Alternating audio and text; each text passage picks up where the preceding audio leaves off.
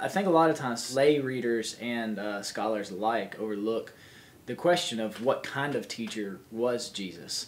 This is partially an effect of previous scholarship, where scholars would often identify Jesus as kind of a charismatic teacher, or he would be a wisdom teacher, or he'd be an apocalyptic teacher. And we use categories like this for him. Those are good and very useful, and a lot of productive studies have come out of that view. Jesus Against the Scribal Elite, though, takes a different approach to the question. It asks a more rudimentary question, which is, was Jesus an educated scribal authority? Was Jesus the type of person who taught on Torah from a platform of education and from a platform of authority? The reason this issue comes up is most recent research on literacy in the ancient world, and including literacy in first century Roman Palestine, was that very, very few people were literate. And so it also emerges, in my opinion, from the gospel texts themselves.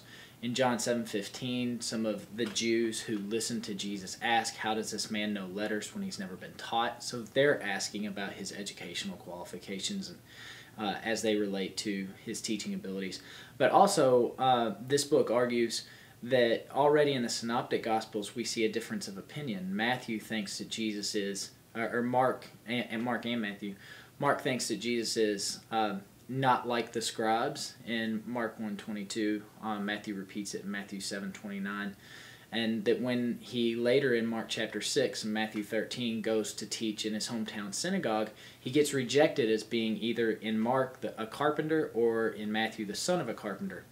And Jesus never steps foot in a synagogue again in those Gospels of Matthew and Mark.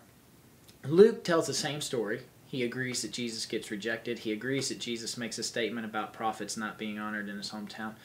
But he disagrees about why Jesus is getting rejected. He says that Jesus gets rejected based on what he says, and specifically the statement about Gentiles receiving Elijah's miracles. And furthermore, Luke removes the statement that Jesus is not like the scribes from his statement that he teaches as one having authority. And he also attributes to Jesus, in the story of the Nazareth synagogue, the ability to read.